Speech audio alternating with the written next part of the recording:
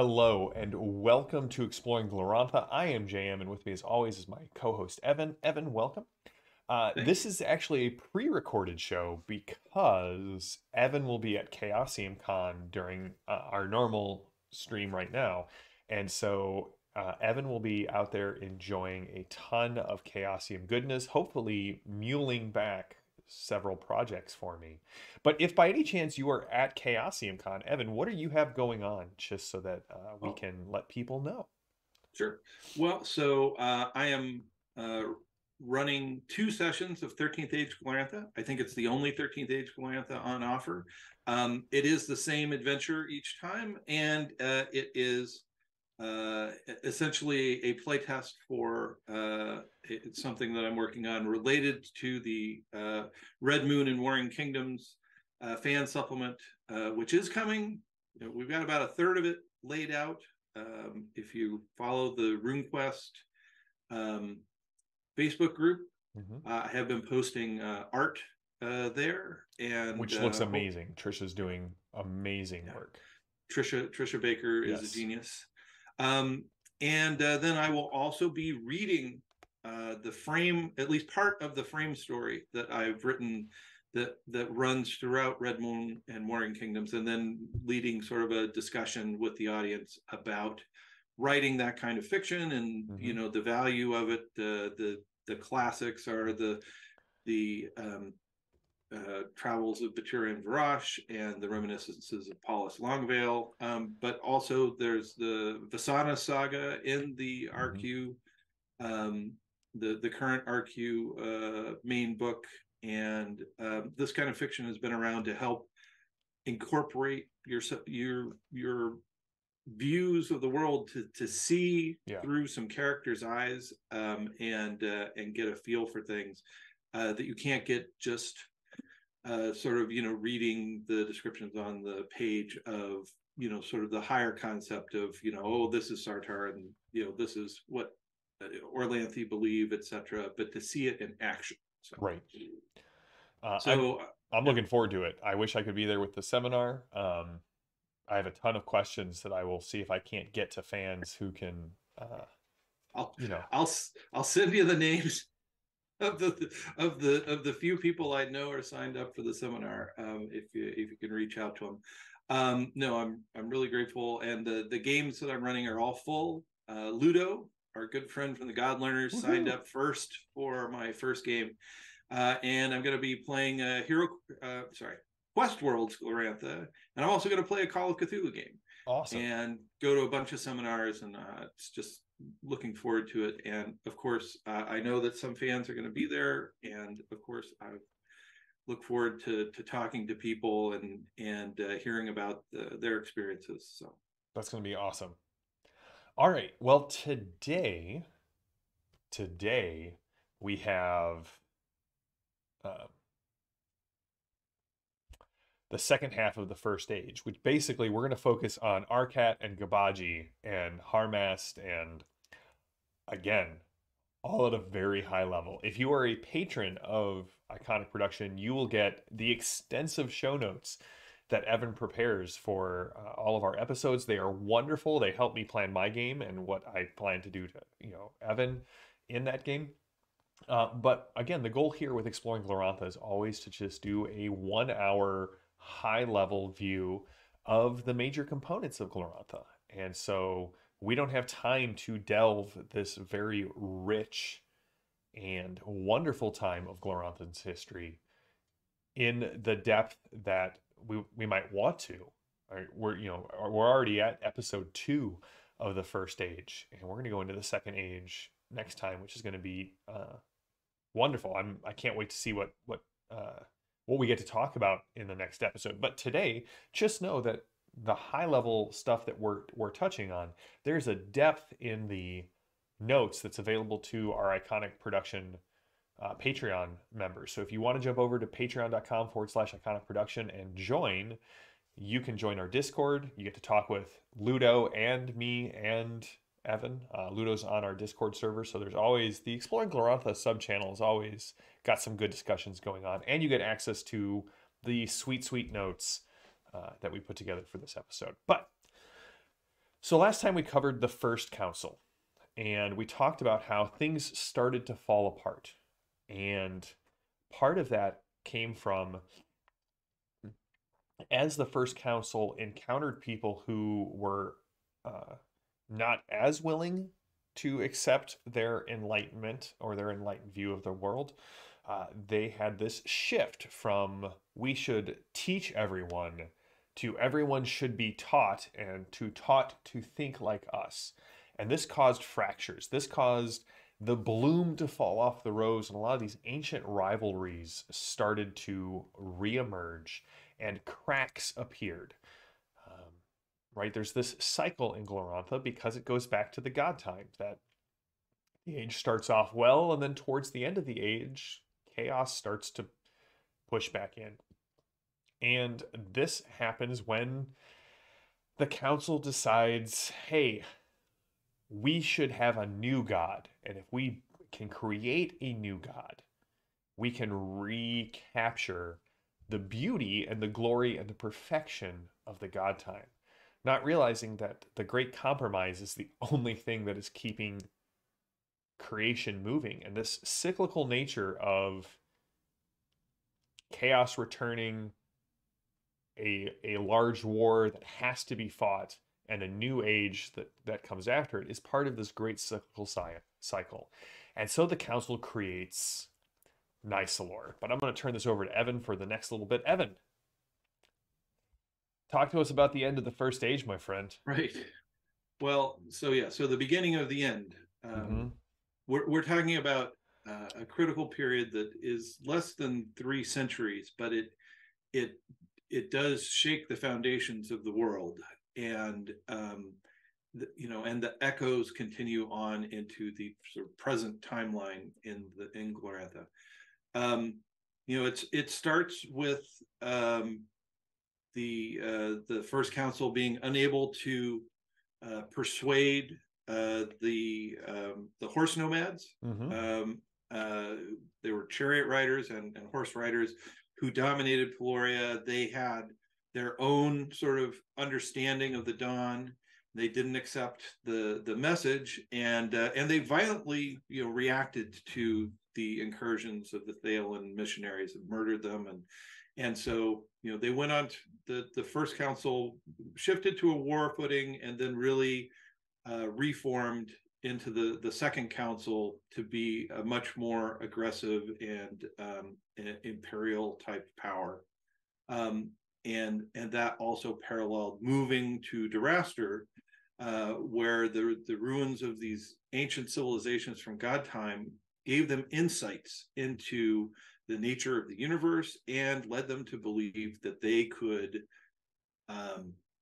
try to recapture part of the good parts of the God time, the Green Age, by creating and bringing into existence in time a living God that would be perfect and lead them and in enlightening the world,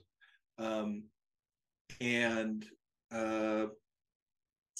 that cascades into over 50 years. Well, 50 years of war, Mm-hmm. at the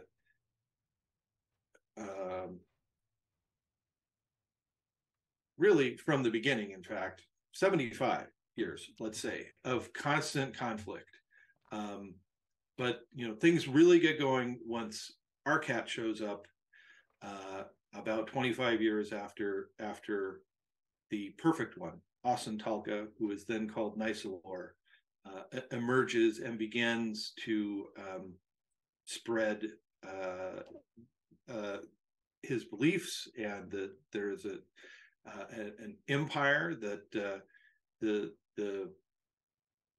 mask that people see is of enlightenment, Mm-hmm. and purity and harmony, but if you look back to how that started, that this idea of creating a new god,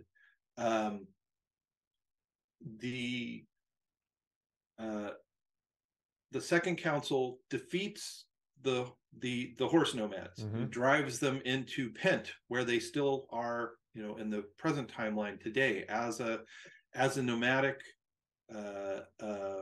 aggressive nomadic culture that imperils all of the more settled cultures around it.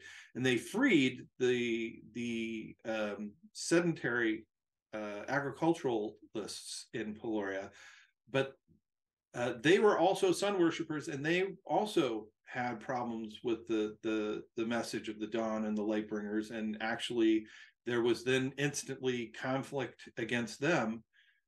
But then when there was dissent in the High Council of Genertella, and the trolls and the Hjortlings and the Dragonutes all said, we don't want to be any part of creating this new god. There are a whole variety of problems that each, through their cultural lens, saw that there was an issue, and they left. And then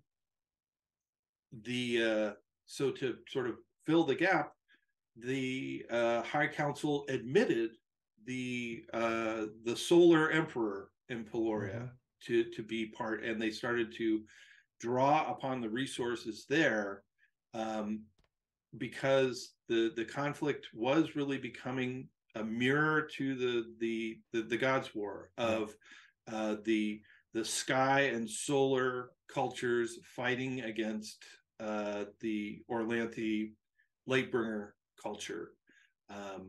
And when they couldn't find a way forward to have the heart of the Orlanthi culture stay and be comfortable with what the plan was, and that they wouldn't abandon this idea to take these artifacts and things that they had found the knowledge to transform and bring a god into the material world. Something was really broken there. Yeah.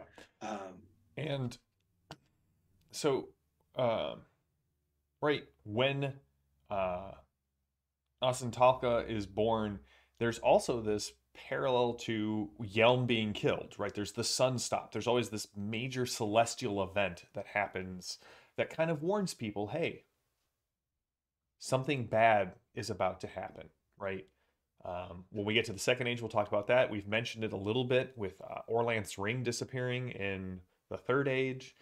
But when I think the first sign that we see that Nysalor isn't nice no more, I was going to make a pun there, but it kind of failed me, is when these guys break from the first council and the second council kind of happens, like they go to war almost immediately with their former allies. They try to curse the Dragonutes, but the Dragonutes, they just don't care. But they wound Kyger Lator, which is when, if you go back to our troll episode, which is where the Trollkin curse starts. The mother of troll kind is wounded in this fundamental and metaphysical sense by Nysalor, and it prevents the trolls from having this continued line of fertility and continuing on into the future. So the reason the trolls are diminished in the Third Age ties directly back to this event here. Yeah.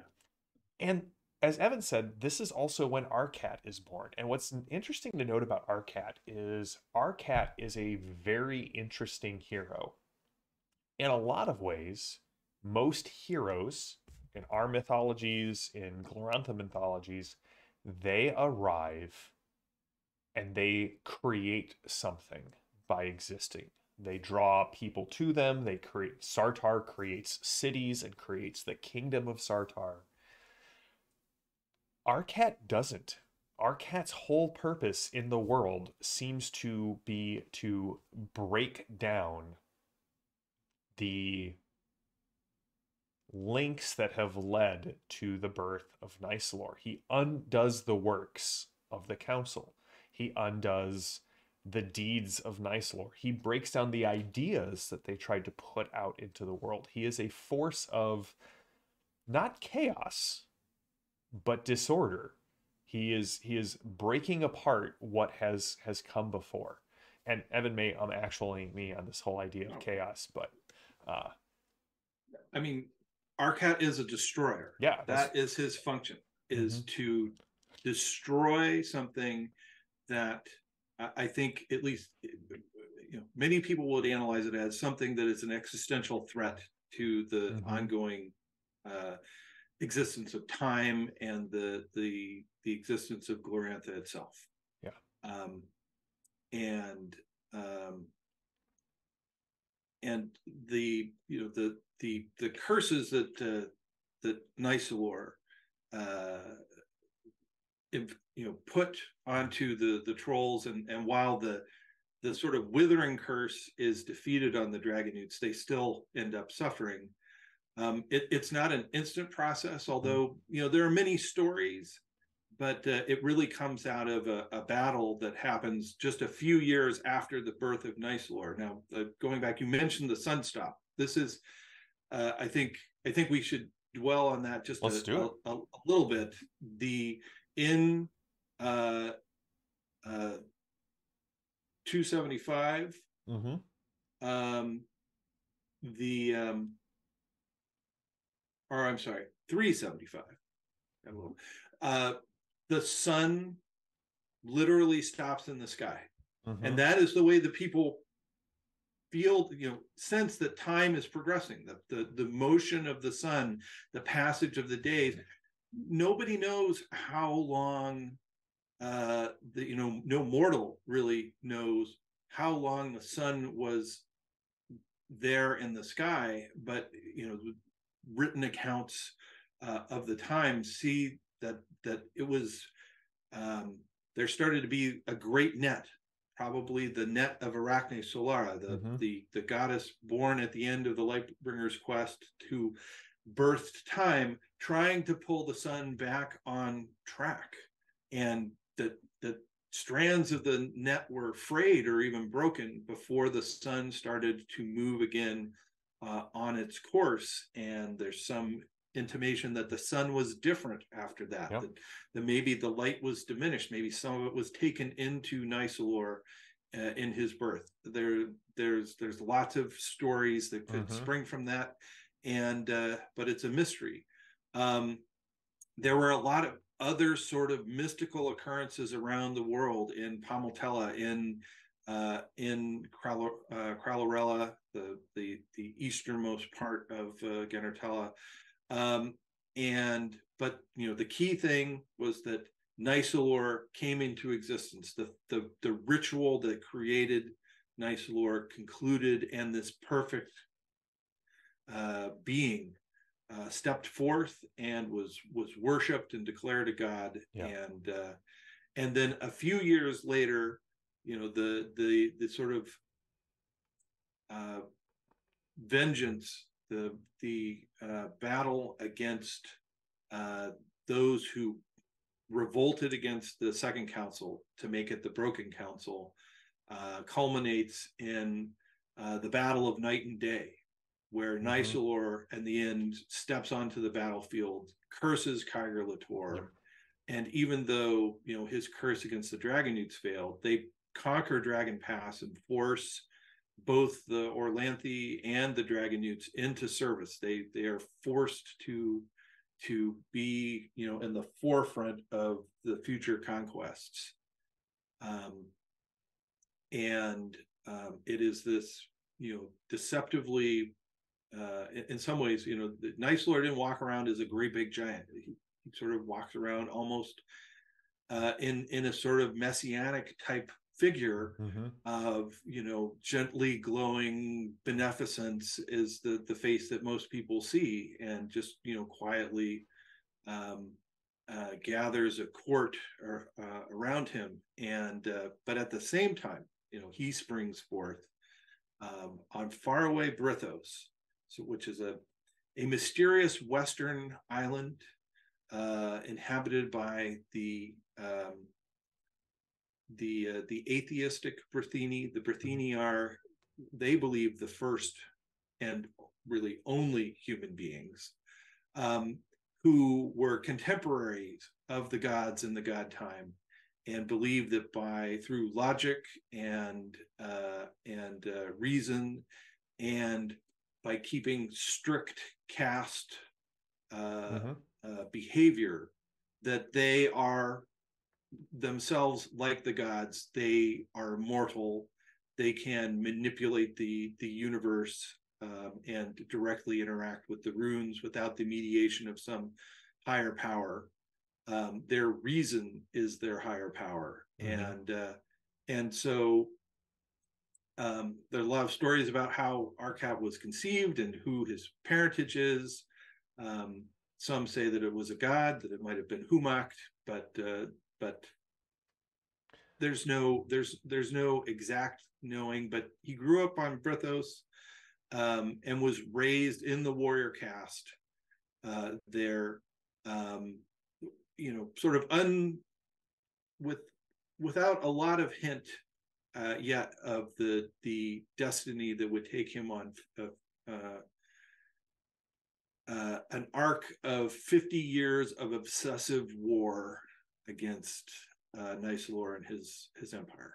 And the figure of Arkat is very interesting. I think when I first came back to um, Glorantha, um, after many years kind of having, you never being able to find someone to play RuneQuest with, so moving on to other games and kind of coming back and touching on it, it really was this conflict of Arkat and Gbaji that kind of fascinated me.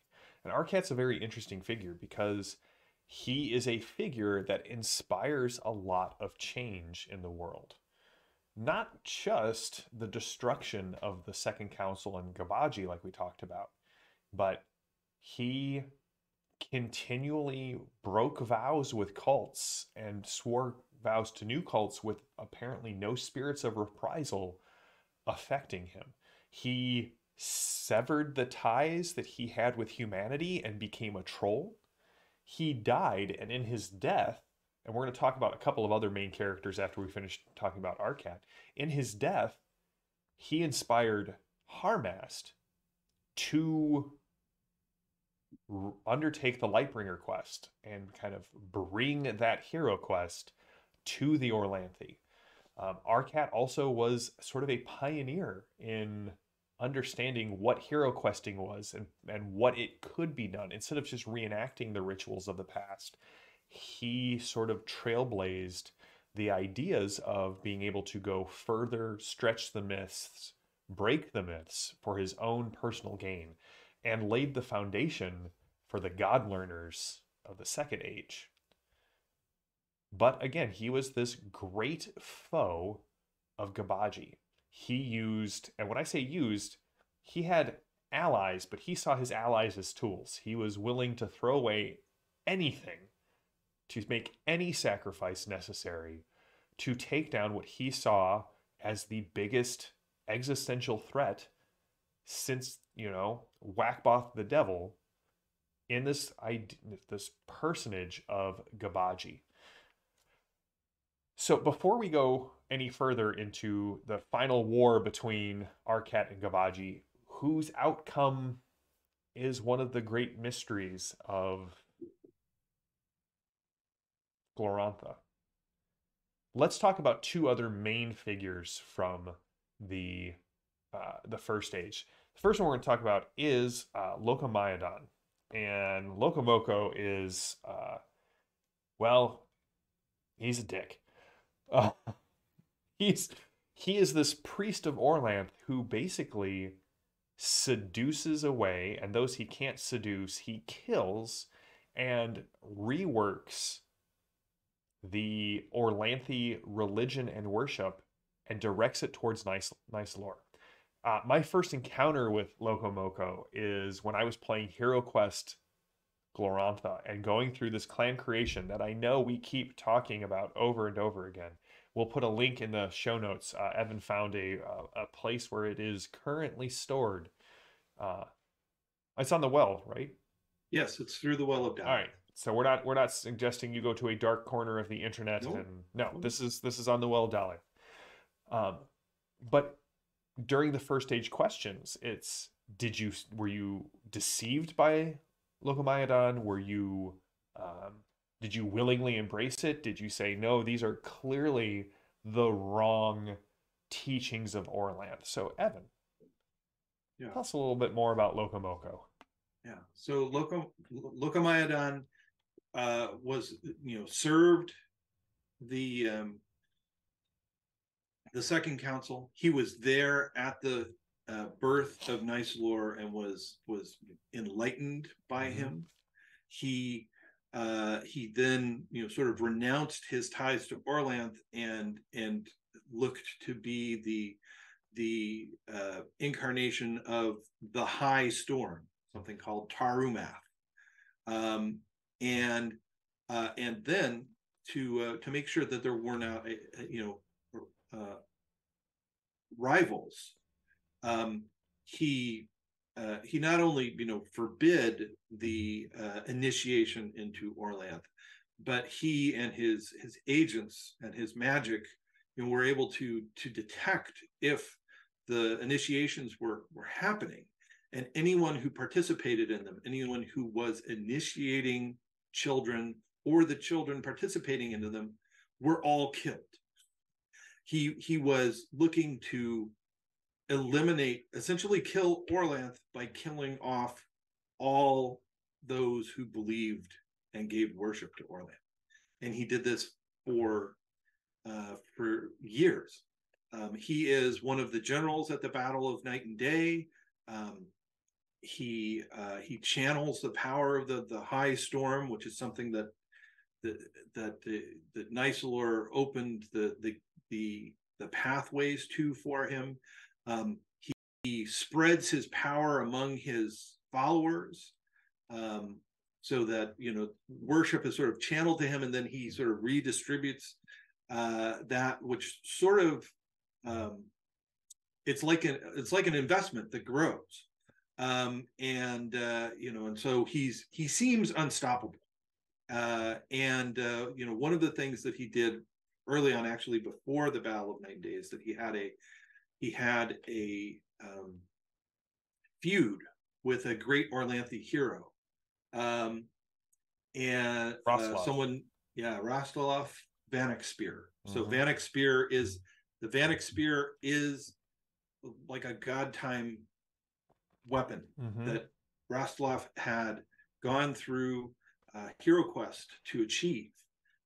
So it's not personal to him. It's not handed down in his house, but the Hero Quest is the possibility of going into the god time and wagering your soul to bring back the Vanek Spear. Well, Locomayadon could not stand to have this rival, and he did something called the Immolation, Mm-hmm. which not only killed Rostolov, but killed almost his entire family.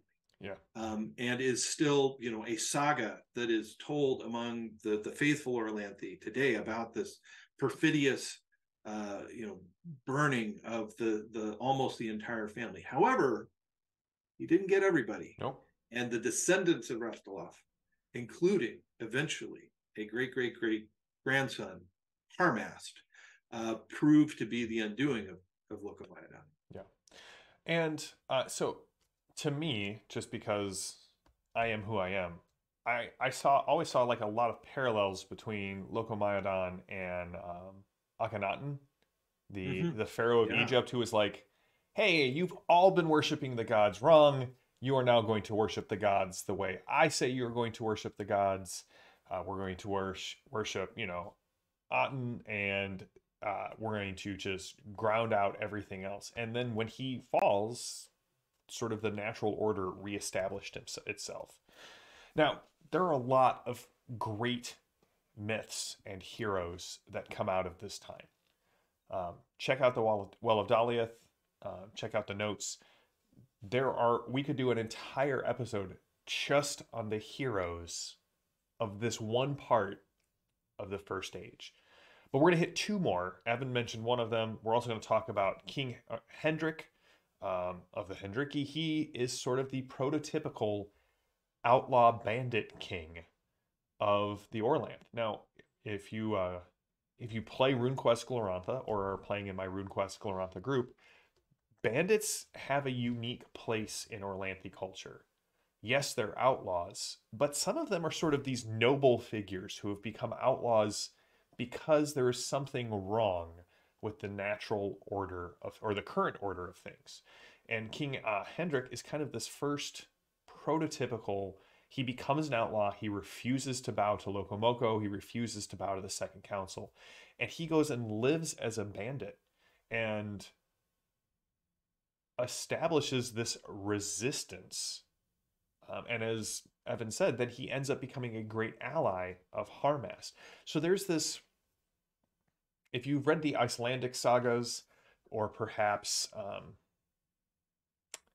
what are the German ones that I'm thinking of that are the generational sagas? My brain just died. With the Valkyrie, Brunhild, Oh, the Volsung? the Volsung sagas. Yes, thank you. Sorry. No, that was it. My All brain right. refused to that. There is something echoed here in the fact that, right, Harmast's family is wiped out by this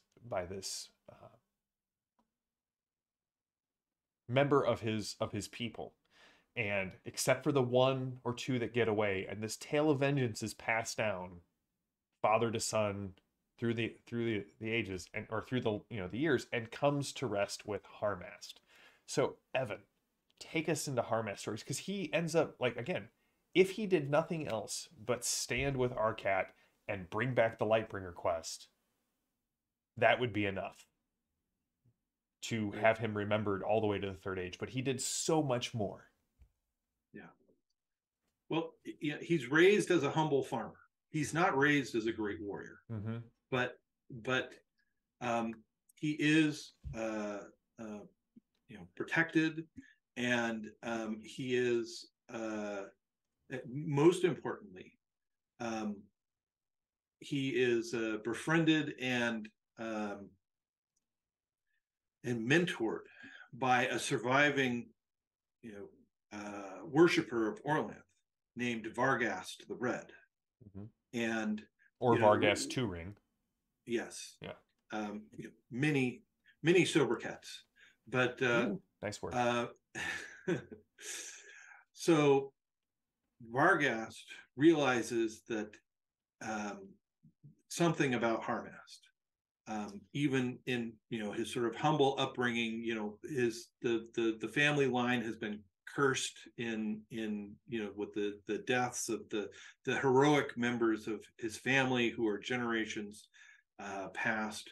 But he sees something in Harmast, and he takes him through. He risks the initiation rituals to bring Harmast into the communion with Orlanth, and to try and reestablish this. And of course, he knows after generations of now, we're in the First Age, and the sort of the lifespan of people is still not. It's more extraordinary. I mean, Lokomaiodon, Vargast, somehow, they are, longer lived Mm-hmm. due to their connection to the gods, and the god time it's not that far away. So even though we're generations on, Vargast is a surviving, initiate, probably, a priest of Orlanth who's lived on the run. And he takes Harmast through the initiation rituals, and he succeeds. Lokomaiodon is unable to stop that, and it turns out that much of Lokomaiodon's power rests on this idea that he's walled off Orlanth from contact with humanity, and Harmast's initiation breaks that, and breaks a certain amount of his power. He shows up with his forces. Vargast, no fool, has prepared for this battle, and then with Harmast's initiation having spiritually damaged Lokomaiodon and his connection to this high storm, Vargast kills Lokomaiodon. Locomaidon, this great hero, exceptionally powerful. He never even meets Arkat. um, Vargas kills him, and then the person who does meet and kill Arkat, Pelangio, who is eventually called the Iron Vrak, kills Vargas, but Harmast escapes, and the connection to Orlanth is restored, and he is protected later on by King Hendrik, who never sleeps in the same place twice. Lives as this bandit king. Pelangio is the ruler of the lands of Cathella, which eventually becomes the Holy Country. King Hendrik is, in fact, the heroic ancestor of the Hendriki, a tribe that still exists today, in the Third Age in Hjortland. All of this is fodder for the stories of the people, and the people who resettled Sartar. They were Hendriki. They were Hjortlanders who, so they are tied into this profoundly as well. They are just in some ways stories, but the stories we know are important because they lead to the myths, and the myths shape reality. So Harmast begins to experiment with hero questing. He begins to realize how he can go into the god time, and he does this, slowly, first with just sort of the ritual reenactments, but then he begins to get deeper and deeper until he understands that he can try to recreate the Lightbringer quest, that he has prepared himself enough with 20 hero quests to go all the way into the Courts of Silence to try and bring back something that will restore Orlanth's order to the world. Now, what Orlanth needed to do to bring that was to bring Yelm back, to bring the sun back, and unexpectedly, it ended up with the destruction of the devil, the birth of time, and the Great Compromise. But that's not what really Orlanth planned. Orlanth just like, I need to go bring Yelm back. That's where all this really started to go wrong. Right. And then unexpected things flowed from that. Well, in the meantime, so Arkat, off in the west, had started out as a and stop me if I'm veering off where you want to go. But Arkat had started off as one of the leading of the warrior caste of the Berthini. The Berthini had sent armies into the west because in their lands on the continent, a place called Arolanet, they were suffering because of the expansion of the Nysalor cult. There had been a resistance to Nysalor coming into the West because of their beliefs. Some sort of descendants of the Berthini who had instead followed the word of the prophet Malkian in believing that the world was created by the invisible God instead of sort of the impersonal world that the Berthini saw. The Berthini saw this as sort of a heresy, and the proof of it was that those people were mortal, Berthini were immortal. Nonetheless, they were more of an accord than these worshipers of this living God. But resistance broke down in many places because there were plagues, and it turned out that the Nysalor priests could cure the plagues. And which for many people proved, sort of the efficacy that, failure to believe in Nysalor brought sickness, but you could be, redeemed if you accepted the Nysalorian way. Yeah. But Arkat, working with the Berthini army and joining with forces from the Western Kingdom of Seshnella, revealed that in fact it was the Nysalorians who were spreading the plague in the first place, and exposed in fact that the rulers that they had set up in a Western kingdom called Tanasor, were vampires. Yeah. uh, and so they, they rallied people against it, and against the spread of that, and they were successful in pushing it back, but then they had setbacks. Arkat decided that it was too limited to simply be in the warrior caste, and he was attracted to the belief in what was called the men of all in Seshnella, which was a revelation of a descendant of Malkian called Hrestel. And so he gave up his immortality, his caste vows as a Brithini, in the warrior caste, the Harali, Mm-hmm. and he becomes a man of all, a man of all, and then leads, many more victories, um, pushing forward until this guy, Pelangio, who killed Varghast, gets dispatched into Rallios. So Rallios is sort of this area just to the west.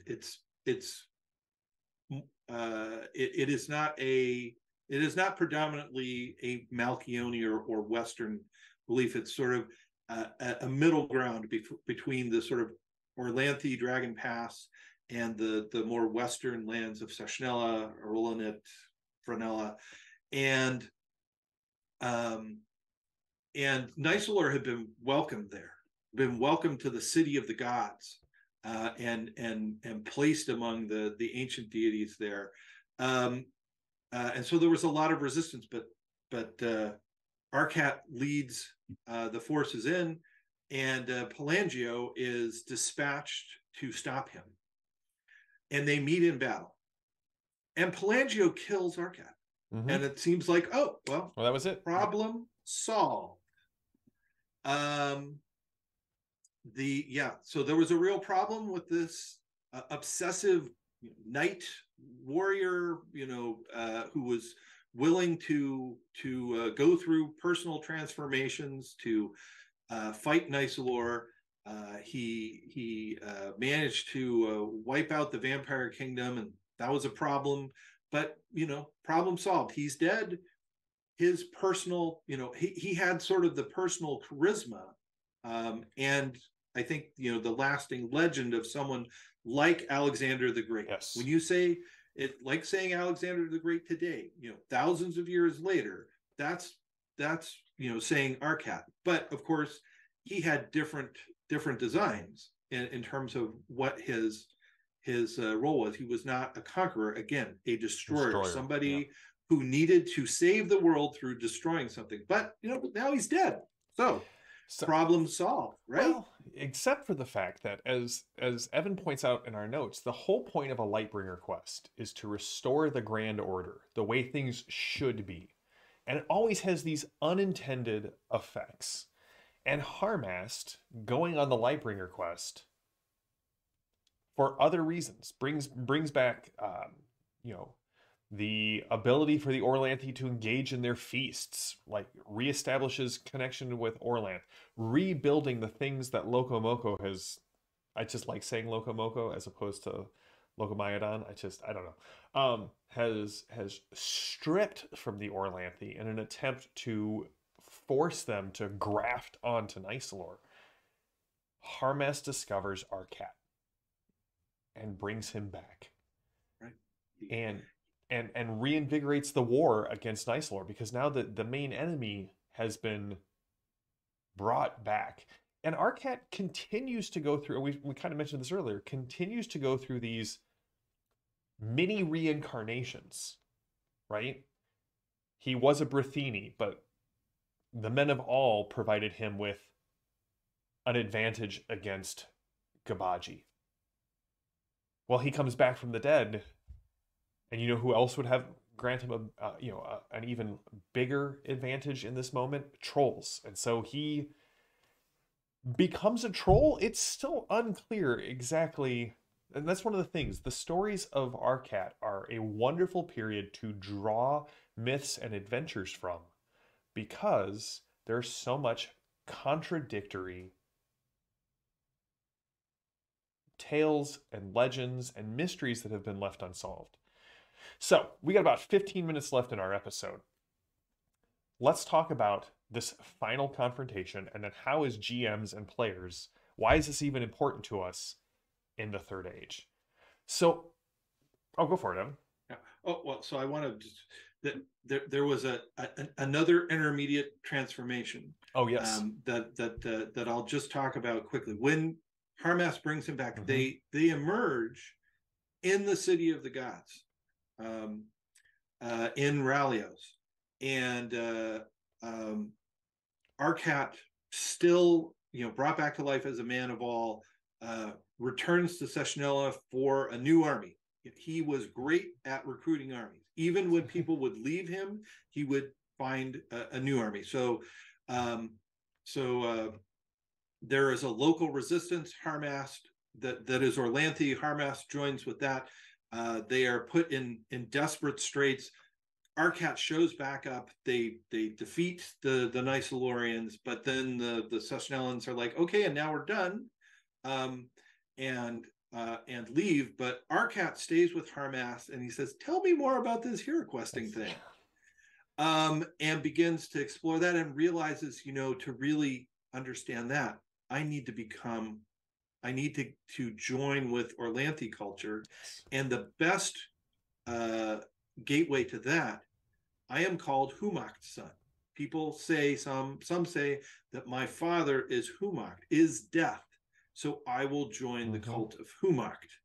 So he casts off his ties to the invisible god completely to the west, and becomes, a barbarian in some Mm-hmm. ways. And he becomes now. Oh, I should have mentioned one of the things that ties him that he gained on Brithos before he came. One of the signatory features of his great uh, warrior prowess is that he had something that was called the unbreakable Breakable sword. sword. Yeah. And so now finally that sword is said to come from Humak. So now it's like, oh, this is the arc, right? Start as a Verthini, lost from the gods, etc., move through the man of all, and now he becomes Humacht on Earth with the unbreakable sword. That's going to do it. And and he goes. They know that they can't get through the pass. There is a pass from Bralios to Duraster, but they have been unable to get through. They fail to get through. They lay to waste various things, including the city of werewolves. They obliterate, but they realize they can't get through. So then they go down and follow the coast, and they come up into an area called Slantos, which is just to the west of what is now the Holy Country, Mm-hmm. and they come through there. And Pelagio is there. He's like, wait, I thought I killed that dude. And um, but during all of this, Arkat becomes horribly injured. He Mm-hmm. has wounds that he can't heal, and the trolls welcome him. They are the most staunch allies because they are the most damaged by Nysalor. They have been fighting a war of resistance in central Genertella since the Broken Council, but they have been, as you said, sorely diminished because their births are now at least half these what they saw initially as non-trolls, and then eventually they recognize them as sort of a lesser being, but this product of a curse that they have to integrate into their society. But they were the strongest. They were the most powerful at the dawn. The humans were sort of secondary, and they were learning from the trolls. The only old one was the great leader, and now they're being crushed, and they see someone who has conquered death and come back to fight their great enemy. And because they are the greatest, the strongest, the bravest allies, he becomes very attracted to them, Mm-hmm. and realizes they have the secrets of darkness. Nysalor is the son of light, and what do you need to ultimately extinguish light but darkness? You know what? I think what I'd like to do, I'm going to call an audible here, Evan. I think what I'd like to do is let's cover, let's say, how this applies to us as GMs and players for the last little bit of the show.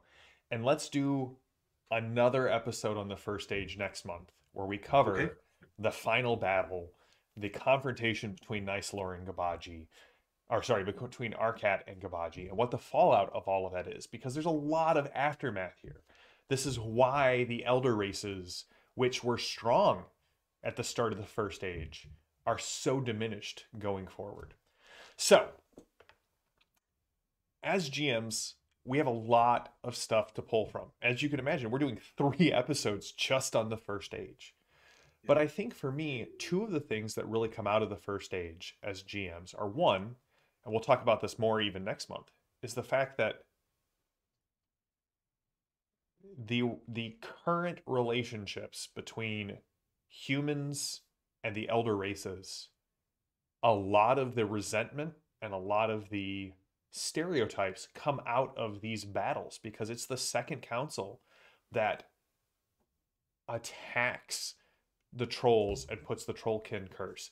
It is the second council that, you know, scatters the dwarves and encourages the fratricide between different types of elves. And it's the humans that break down the equality of the first council and lead to the diminishment of the elder races. So for me, that's one way to bring this back in is when you are throwing elder races into your RuneQuest game or your 13th Age Glorantha game or your Quest Worlds game, they are much long lived, they are much long memoried, and they're going to refer to the second council a lot in their interactions with player characters. The other thing is this age and the things that we've talked about help establish what hero questing is and what it's for. And so go to the Well of Daliath, look up Arkat and Harmast. These are the Ur texts, if you will, for how hero questing works. Evan, what are some takeaways for you as a RuneQuest GM Yeah. or a Glorantha GM? Like it doesn't have to Yeah. just be Right. RuneQuest. I know we're both running RuneQuest right now, so Yeah. Um, well, so the elephant in the room is that um, in the third age, so we're going to talk about the second age eventually, eventually, yes. and there are echoes in the second age of the first age, but it's really different in many ways. But the shape of the third age, maybe it's an odd number age thing, Mm-hmm. but Echoes the first. yeah, I mean, again, a group in the third age, not a powerful group, a desperate group, recreates what they think is a perfect goddess, the Mm-hmm. red goddess, and there is a destroyer coming. There is this great battle coming, Mm-hmm. the hero wars. I mean, if you look at the battle between Arkat and Gbaji, I mean, there are all these other heroes: Harmast, Pelangio, Locomyodon, Hendrik. Hendrik, Mm-hmm. and and those who are called Arkat's son, Taylor and Gerlant, Mm-hmm. who are Western heroes and become um, saints or ascended masters. They receive veneration still, even though they were born in time. They become immortals and do amazing things. Um, and so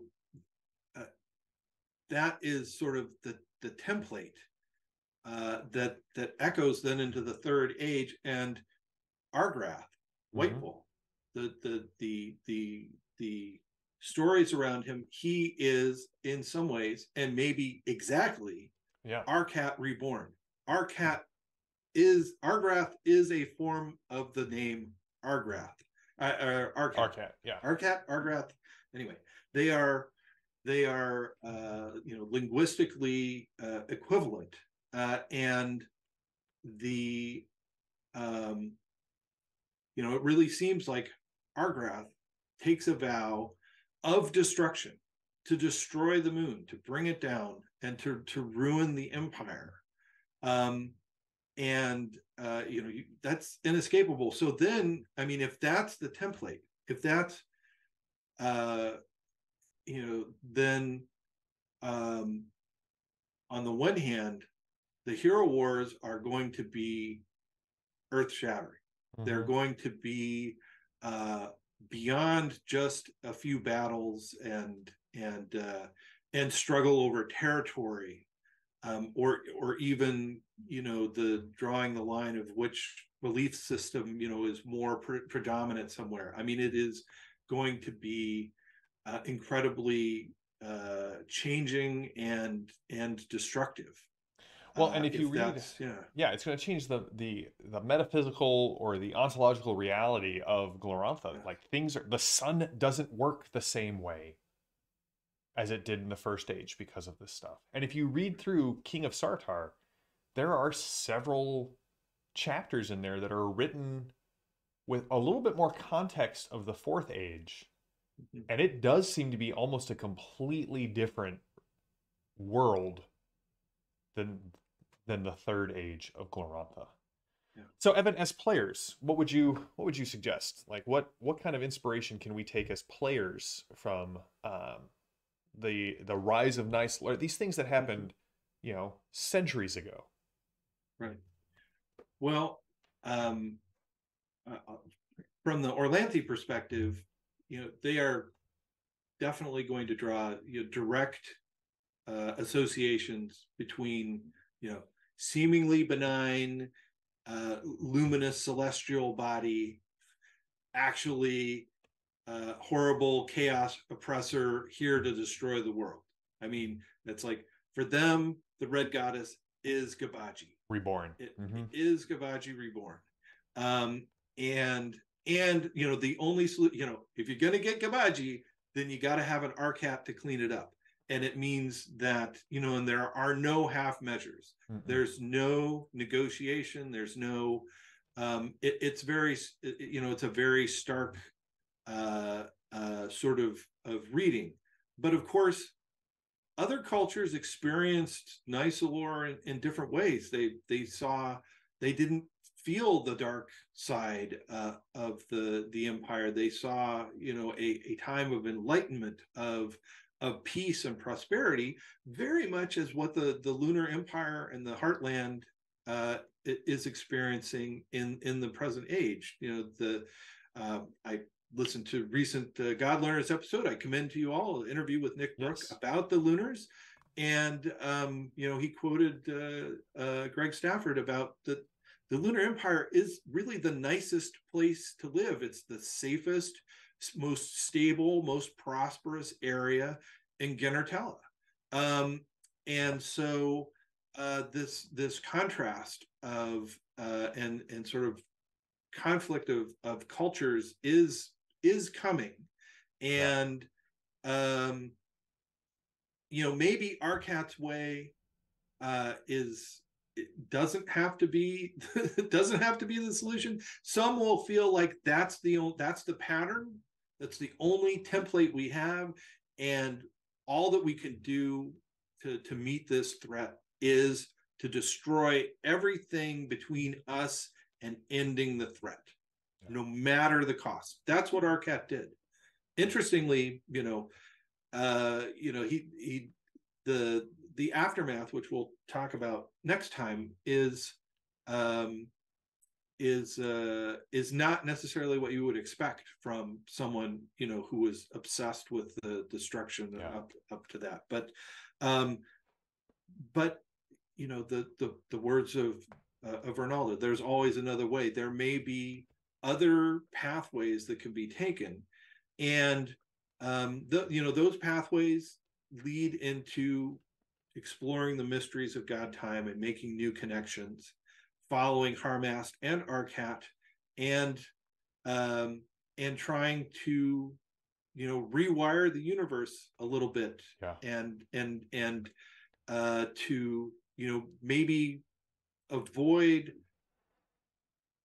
letting chaos in a way that would destroy the world, but also maybe not have to shatter the world in order to save it.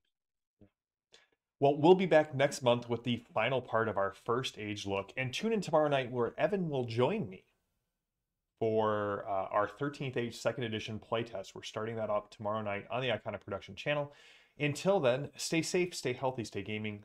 I am JM. This is my co-host Evan, and we will be back next month to explore more Glorantha. Have a good one.